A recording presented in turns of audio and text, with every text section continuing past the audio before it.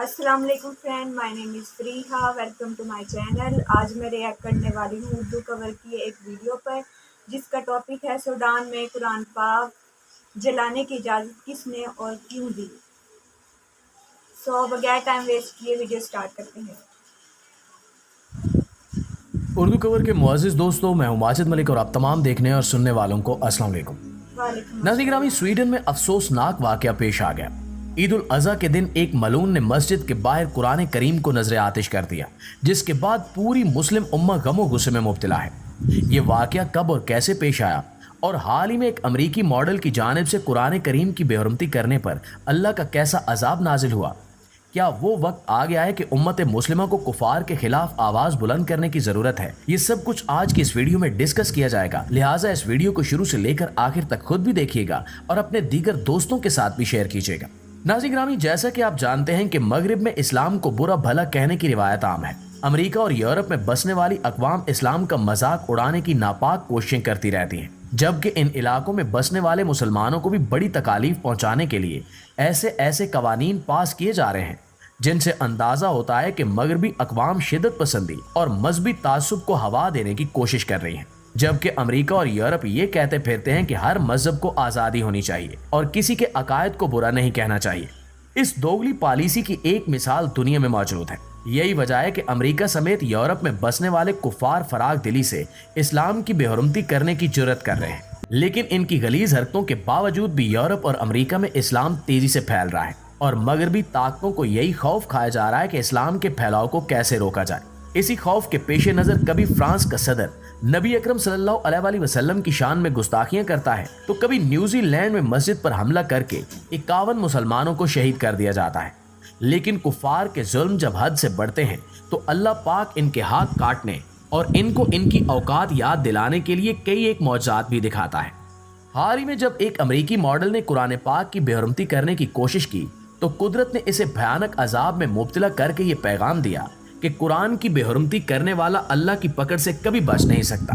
دوستو، ایک امریکی ماڈل ایک دجالی میڈیا کے چینل سے منسلک ہے اور اس چینل کے لیے تشہیری مہم چلاتی ہے۔ اس امریکی ماڈل کے بارے میں مشہور ہے یہ مسلمانوں سے شدید نفرت کرتی ہے اور مسلمانوں کے خلاف بیانات دینے میں کوئی کسر نہیں چھوڑتی۔ سال 2023 کے شروع میں اس ماڈل کو یہودی طبقے کی جانب سے آفر کی گئی کہ اگر وہ قرآن پاک کی بے حرمتی کرتے ہوئے ماڈلنگ کرے تو اسے لاکھوں ڈالرز انعام کی صورت میں دیے جائیں گے۔ اس آفر کو اس امریکی ماڈل نے فوراً قبول کر لیا اور ایک دن برہنہ ہو کر اور ہاتھ میں قرآن پکڑ کر اس بدبخت عورت نے ماڈلنگ کی، جس کے بعد یہودی طبقے میں اس کے خوب چرچے ہوئے اور اسے انعام و کرام سے نوازا گیا۔ اس امریکی ماڈل کو اس کی خوبصورتی کی وجہ سے بھی دنیا جانتی تھی، مگر قرآن پاک کی بے حرمتی کرنے کے نتیجے میں اللہ پاک نے اسے کینسر جیسے موذی مرض میں مبتلا کر دیا، جس سے اس کے بال جھڑنا شروع ہو گئے اور دیکھتے ہی دیکھتے سر سمیت پلکیں اور بھویں بھی جھڑ گئیں۔ یوں خوبصورت دیکھنے والی یہ ماڈل نہ صرف گنجی ہو گئی بلکہ اسے دیکھ کر خوف آنے لگا۔ قرآن مجید کی بے حرمتی کرنے پر اللہ پاک نے اس پر کینسر کی صورت میں بڑا عذاب نازل کیا، اور آج یہ ماڈل بستر مرگ پر پڑی اپنی آخری سانسیں گن رہی ہے، جس سے معلوم ہوتا ہے کہ اللہ ہر چیز پر قادر ہے اور اللہ پاک نے خود قرآن کی حفاظت کا ذمہ لے رکھا ہے۔ ناظرین گرامی، اسی طرح عید الاضحیٰ کے مبارک دن کو سویڈن میں ایک انتہائی افسوسناک واقعہ پیش آیا، جب سویڈن دارالحکومت اسٹاک ہوم کی مسجد کے باہر عید الاضحیٰ کے روز قرآن پاک کو نذر آتش کیا گیا۔ سب سے حیران کن امر یہ ہے کہ مقامی پولیس کی سخت سیکیورٹی میں عراقی شہری نے مسجد کے باہر قرآن پاک کو نذر آتش کیا اور مسلمانوں کی مقدس کتاب کی بے حرمتی کی۔ قرآن پاک کی بے حرمتی کے واقعے پر اسلامی تعاون تنظیم یعنی OIC کی ایگزیکٹو کمیٹی کا ہنگامی اجلاس طلب کر لیا گیا۔ ترجمان OIC کے مطابق اجلاس میں گھناؤنے فعل کے خلاف اقدامات پر تبادلہ خیال کیا گیا اور ضروری اقدامات کیے گئے۔ سویڈن میں قرآن پاک کی بے حرمتی پر دنیا بھر میں مسلمان سراپا احتجاج ہیں اور کئی ممالک میں ریلیاں نکالی جا رہی ہیں۔ ایران اور عراق میں سویڈش سفارت خانوں پر ہزاروں افراد نے احتجاج کیا۔ عراقی مظاہرین نے سویڈن سے سفارتی تعلقات ختم کرنے کا مطالبہ بھی کیا۔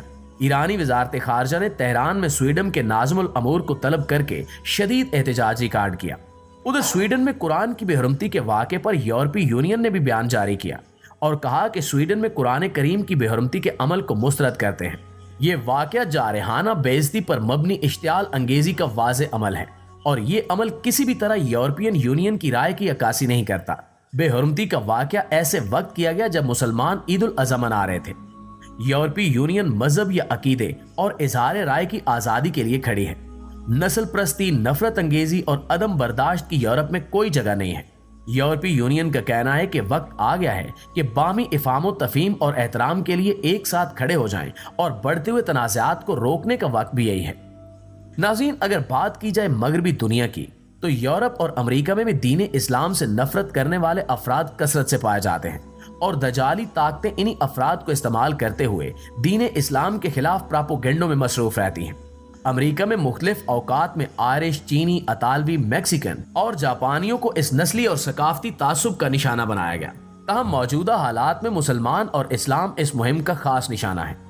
مغربی ممالک میں عام شہریوں کے ذہنوں میں یہ خوف پیدا کیا جا رہا ہے کہ اسلام کے پھیلنے سے ان کی ثقافت اور مذہبی اقدار کو سخت خطرہ ہے، جو مسلمانوں کے خلاف نفرت اور اسلام سے خوف میں اضافے کا باعث بن رہا ہے۔ اسلام کے خوف اور اس کے خلاف نفرت پھیلانے کی مہم اب ایک طرح کی پوری صنعت کی شکل اختیار کر چکی ہے۔ اس منافع بخش صنعت کو مسلمانوں کے مخالف ادارے اور افراد فراغ دلی سے مالی امداد دیتے ہیں۔ بالی ووڈ اور ہالی ووڈ فلموں میں مسلمان مردوں کو اکثر بد کردار اور دہشت گرد اور مسلمان عورتوں کو قسم پرسی کی غلامانہ زندگی گزارتے ہوئے دکھایا جاتا ہے۔ اسی طرح جب مسلمان تشدد کے واقعات میں شامل ہوں، انہیں بلا تحقیق فوراً دہشت گرد قرار دیا جاتا ہے، جبکہ اس سے ملتے جلتے واقعات جن میں غیر مسلموں کا ہاتھ ہو، ان کو صرف تشدد سے تعبیر کیا جاتا ہے۔ کفار اپنی ساری کوششوں سے بھی دین اسلام کو ختم کرنے میں کامیاب نہیں ہو پا رہے، کیونکہ اسلام ہی سچا دین ہے جو تا قیامت قائم رہے گا۔ امریکہ میں مسلمانوں کے خلاف آئے روز نئے پراپوگنڈے کیے جاتے ہیں اور ہر طرح سے مسلمانوں کو کمتر دکھانے کی کوشش کی جاتی ہے۔ ایک تجزیے کے مطابق گزشتہ 5 سالوں میں امریکہ میں تقریباً 1000 فلموں اور ٹی وی شوز میں مسلمانوں کو منفی طریقے سے دکھایا گیا۔ اس تعصب کا مقابلہ کرنے کے لیے ان ممالک میں مسلمانوں کو ایک مؤثر مہم کے ذریعے ان غلط فہمیوں کو دور کرنے کے لیے ایک پراثر اور حقائق پر مبنی بیانیہ تیار کرنا ہوگا، جس کے ذریعے یہ پیغام دیا جا سکے کہ اسلام زندگی کے ہر میدان میں اعتدال پسندی کی تربیت دیتا ہے اور کسی حالت میں بھی دہشت گردی کی اجازت نہیں دیتا۔ مسلمانوں کو اندرونی گروہی اور فرقہ بندی کے اختلافات سے بالاتر اور متحد ہو کر اس کام پر جٹ جانا چاہیے۔ اس مقصد کے لیے جدید ذرائع ابلاغ اور ٹیکنالوجی کا استعمال کرتے ہوئے نوجوان نسل اور تعلیمی اداروں پر خصوصی توجہ کی ضرورت ہے۔ جی تو معزز دوستو، یہ تھی ہماری آج کی ویڈیو۔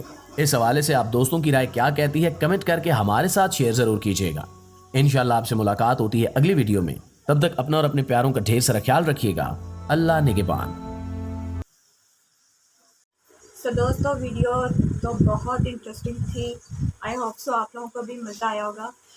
جیسے کہ اس بھائی نے بتایا کہ امریکہ کے ایک ماڈل نے قرآن کی بے حرمتی کی اور پھر اس کا انجام کیا ہوا، کینسر ہو گیا اس کو، اور بے شک ہونا ہی تھا، کیونکہ قرآن کی حفاظت کا ذمہ تو اللہ تعالیٰ نے ہی خود لیا ہے۔ اور سوڈان میں جو عید الاضحیٰ کے دن قرآن پاک کی جو بے حرمتی کی گئی، لوگوں نے بہت احتجاج بھی کیا، احتجاج کر رہے ہیں لوگ۔ اور جیسے کہ بھائی نے بتایا کہ اسلام ایک سچا دین ہے اور یہ ہمیشہ قائم رہنے والا ہے۔ تو آج کی ویڈیو سے بس اتنا ہی، پھر ملتے ہیں انشاءاللہ نیکسٹ ویڈیو میں۔